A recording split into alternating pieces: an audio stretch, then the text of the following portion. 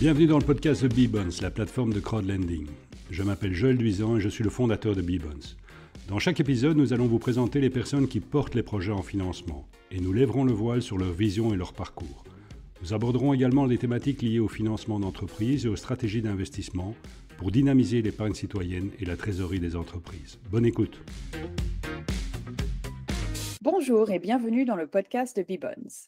Aujourd'hui, nous avons le plaisir d'accueillir Victor Pontegama pour parler de son nouveau projet, Manoir.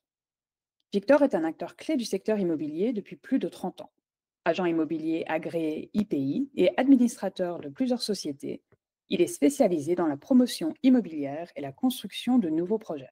2 de ses réalisations ont déjà fait l'objet d'un financement obligataire via Bbonds, Place Favresse à La Hulpe, entièrement remboursée, et Résidence Jade à Saint-Gilles. Victor, bonjour. Pour commencer, pouvez-vous nous présenter le projet Manoir? Le projet Manoir est situé dans un des plus beaux quartiers, si pas le plus beau quartier de Waterloo.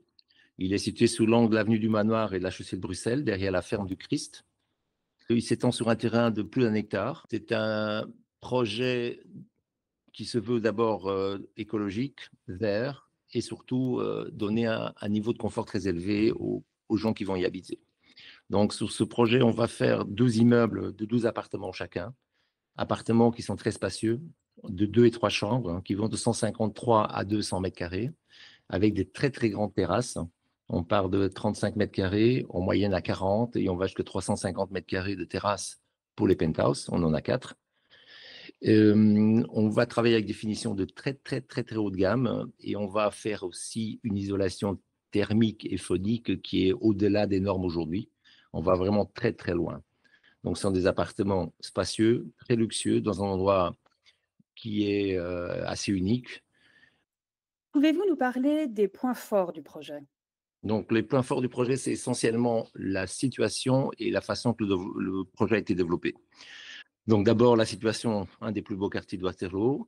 Après, le terrain qui fait plus d'1 hectare, on a disposé les immeubles de sorte qu'il y a un parc central avec un étang et une zone de promenade où les gens peuvent se reposer même dans le parc. Et toutes les terrasses donnent sur le parc. Et le point fort encore du projet, c'est effectivement les espaces, les volumes intérieurs de chaque appartement et le niveau de finition qui est de très très haut de gamme, rarement construit à Waterloo, certainement qu'il n'y a pas de projet qui équivaut à ce genre de finition. Pouvez-vous nous en dire plus sur la clientèle cible? Donc la clientèle cible est essentiellement des personnes qui sont assez âgées ou trop âgées pour être en maison, dans lequel ça devient un peu compliqué d'être en maison. Et donc, on offre des appartements qui sont très confortables avec une grande terrasse. On a déjà fait un projet similaire à Gris d'Oiseau, qui effectivement, la clientèle qui a acheté était à 95%, la clientèle cible qui est celle-ci également. Et vous voyez une forte demande dans la région pour ce genre de projet? Il faut savoir qu'on a une agence immobilière qui s'appelle Findimo. Et donc, dans cette agence immobilière, effectivement, on a déjà sondé un peu le marché. Et actuellement, il y a une forte demande à Waterloo. Il n'y a pas d'offre pour ce genre d'appartement. Nous, en plus, on se classe dans une gamme encore supérieure, point de vue finition, point de vue qualité de construction. On va très, très loin en poussant un maximum tout ce qui est isolation thermique et phonique. On a vraiment mis un accent sur tout ce qui est phonique pour que les gens se sentent vraiment chez eux, qu'ils ne vivent pas en appartement, disons ainsi. Généralement, en appartement, on vit toujours un peu avec les voisins, puisque chacun fait un peu de bruit. Et ici, donc, on a poussé au maximum tout ce qui était acoustique. Avez-vous aussi pris des mesures pour le PEB, pour l'écologie dans la construction? Oui, tout à fait. Donc, on travaille déjà avec des matériaux qui sont effectivement des matériaux qui peuvent être recyclés par après. On n'est pas dans du passif parce que vivre en passif, c'est pas toujours très confortable. Donc, on est avec un indice A. Alors, écologiquement, on va travailler avec des panneaux solaires qui vont pas alimenter les appartements, mais qui vont alimenter tout ce qui est commun. Et alors, on va planter, point de vue écologique, on va planter énormément d'arbres. On va planter une centaine d'arbres sur tout le site. Comment voyez-vous l'impact des tendances actuelles du marché immobilier sur le projet?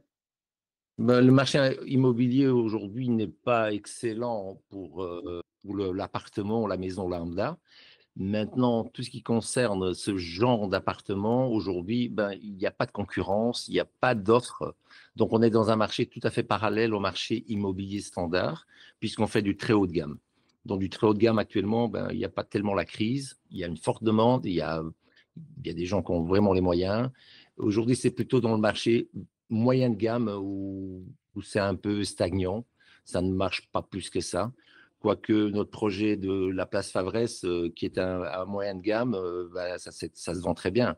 Donc, ça dépend un peu vraiment de la situation du projet, quand c'est un projet neuf, hein, et la cible. S'il est bien ciblé dans un certain marché, dans une bonne commune, généralement, ça fonctionne très bien, même dans le marché actuel.